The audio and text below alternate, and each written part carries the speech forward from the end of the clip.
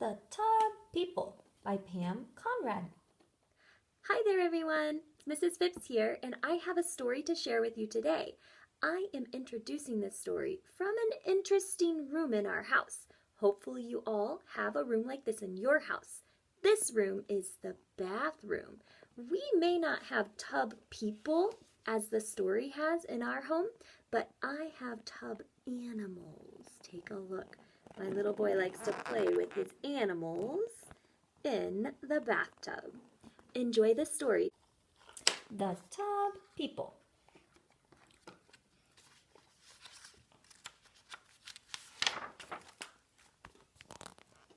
The tub people stood in a line all day on the edge of the bathtub.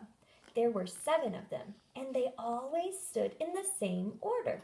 The father, the mother, the grandmother, the doctor, the policeman, the child, and the dog.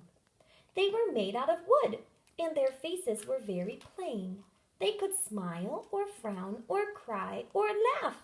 Sometimes they even wink at each other, but it hardly showed.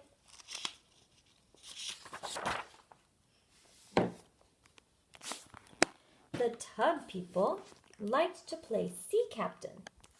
He would take the mother and the grandmother and the child for a ride on the floating ship. The others stood on the edge of the tub and waved. Once in a while, the child of the tub people would slide off the soap into the warm bath. "Help! Help!" The captain would rescue him. "We're coming! We're coming!"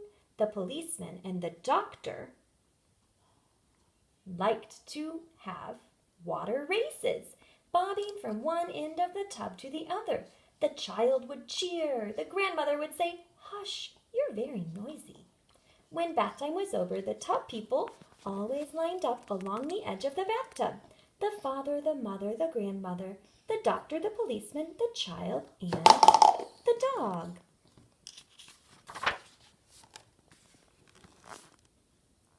But one evening, the bath water began rushing down the drain before they were lined up, pulling all the tub people this way and that. The soap danced over the drain, turning and turning at top of a whirlpool. Standing on the soap, getting dizzier and dizzier, the child of the tub people cried, "Help! Help!" But this time his father could not save him.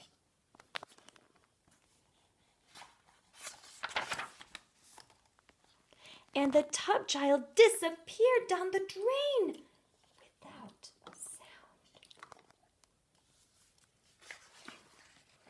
Later that night, the tub people lined up on the edge of the tub, just the 6 of them. The soap was soft in the back of the soap dish, and the washcloth made a lonely dripping sound as it hung from the faucet.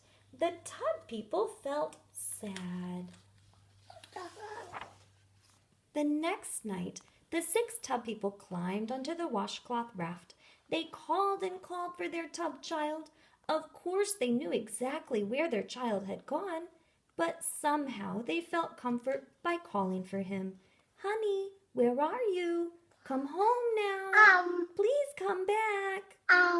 But he did not answer. Every evening, the tub people continued to float in the bathwater, but in time they stopped calling, and they never winked at each other anymore. Then an unusual thing happened. The bathwater began going down the drain slower and slower. Big people came and peered into the tub. "What's the matter with the tub drain?" they asked. They filled the room with deep voices and blocked the light. "What's the matter with the tub drain?" The tub people stood woodenly in their line. If they would have spoken, they would have shouted out what a terrible drain that was and how it had sucked away their little tub child. But they were silent. That afternoon, a big man came, and he pried off the drain cover, grunting as he worked. He shone a light down the drain, then frowned. Then he pushed in a long wire and jiggled it up and down, up and down. "Come home now," the grandmother whispered, and out of the drain popped the little tub child. He was wet and tired. The tub people stood in a line quietly watching. One by one they smiled. The father, the mother, the grandmother, the doctor, the policeman, and the dog. And the tub mother had a little soapy tear run down her wooden cheeks. But the man did not look at them. He tossed the tub child into his toolbox. He shut it with a click. Then he left. The tub people waited for bath time, hoping their tub child would come back. But bath time never came. It grew later and later, and still they waited, worrying all the while. They were lifted up and carefully carried into a new room and gently placed on a large, soft bed. It seemed just like the water to them, except that it was dry and very firm. And there were 7 of them once again. The tub dog knocked his little wooden head against the tub child's head, and very quietly they all laughed. There was a thick quilt on the bed, and when it was bunched up, they would go mountain climbing.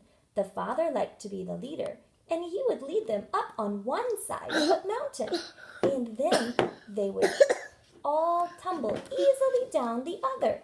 The grandmother liked to hide under the pillow and have everyone come find her. The tub child liked to fall off the edge and have his father rescue him. Mom. Each night, when the lights went out, they lined up along the windowsill, just as they had on the bathtub edge. The father, the mother, the grandmother, the doctor, the policeman, and the child, and then the dog. Mom.